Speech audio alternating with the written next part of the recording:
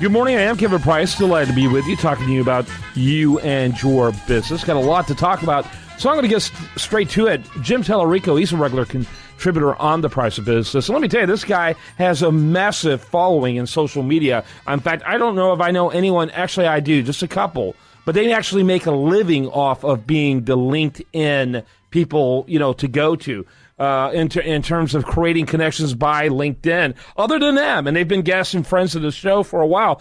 Jim, you're like the only real person I know who has the kind of numbers in LinkedIn that you have, which I think speaks volumes about you as a resource, as an individual, as an information source, and as a connector. I think is amazing. Tell us a little bit about that. How many numbers do you have in your LinkedIn?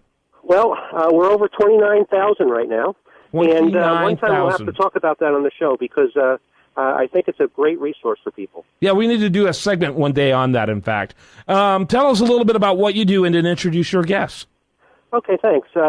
My company is Greater Prairie Business Consulting. We offer small business consulting. Real quickly, have a 3-step process where we do an analysis, we help with change implementation, and then we make sure clients get a return on investment that's usually 3 to 5% or more. I'm joined today by my colleague, Bud Callahan. He's been on the show before. He has decades of financing experience. And if you're a mayor, if you're part of city council, if you're involved in county government, or just an active citizen, you want to listen to Bud today. We're going to talk about municipal funding, what it is, how it works, and why it's growing in popularity. Good morning, Bud. Good morning. How are you? I'm doing great. Let's talk about municipal funding. Define that for the listeners. Well, municipal funding would be... Hey, Bud, before you get too started, are you on a speakerphone? No. No, okay. Kind of sounds like it, but all right, we'll have at it. Okay. Well, the type of leasing that we would do would be to a city, a county, or a state government. States have a tendency to have a little different criteria. However, state-owned institutions like colleges, universities, hospitals, other things that may be state-owned, still fit within the municipal transaction arena. Very good. Tell us a little bit about your story that led you to being in this position. Well, as ever since we've had this last recession, which it appears we're not completely out of yet, there's been a real strain on budgets for cities, counties, and they need items. Everything from street sweepers to road construction equipment to medical equipment in the hospital to chairs and desks. It's a variety of whatever acquisitions that they're making. What we're finding is that budgets have been cut back so much that they're looking for other alternatives to come up for financing, and leasing can do that because it's not in their budget. But we can get the lease payments in their budget, or we can just defer it till the next year's budget, and they can have the equipment now. So we just defer the payment.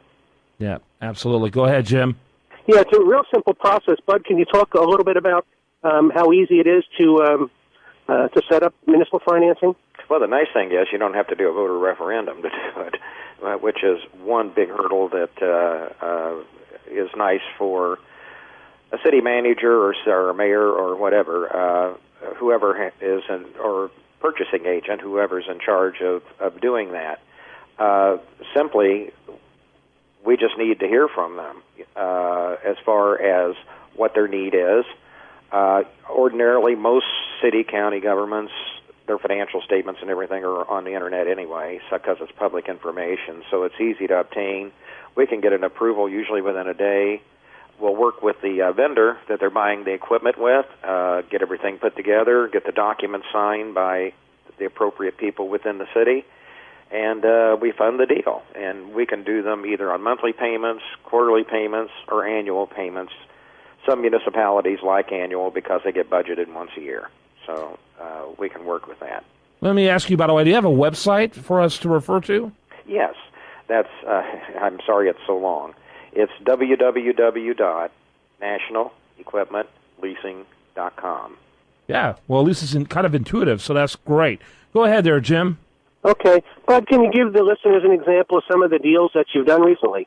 Well, actually, we did one in Texas, Donna DSI School District. They had a severe budget constraint. They were getting copiers, actually, for the entire school district. That it was part of a new program where they tie into each of the classrooms and to each of the teachers so that they can generate their worksheets or tests or just homework items, and then it would print out. And that system, I'm trying to think. Well, the size of it, dollar amount doesn't matter. It was significant. Let's say that. And GE and some of the other players couldn't figure it out, and that's okay. We were able to put it together, got it done for them, got them their equipment, and basically we found out from them, from the seller of the equipment, because they were clueless on what to do. Very interesting. Very interesting. How long have you been in this business? Longer than I want to admit, since 1978. I bet. I understand how that goes. Very good. Jim? But if there's a listener that's looking at doing some municipal financing, let's talk about what the steps are to get started. Well, the steps to get started are simply to give us a call or to contact us. Our website does have email and phone numbers. And just get in touch with us, let us know what you're doing.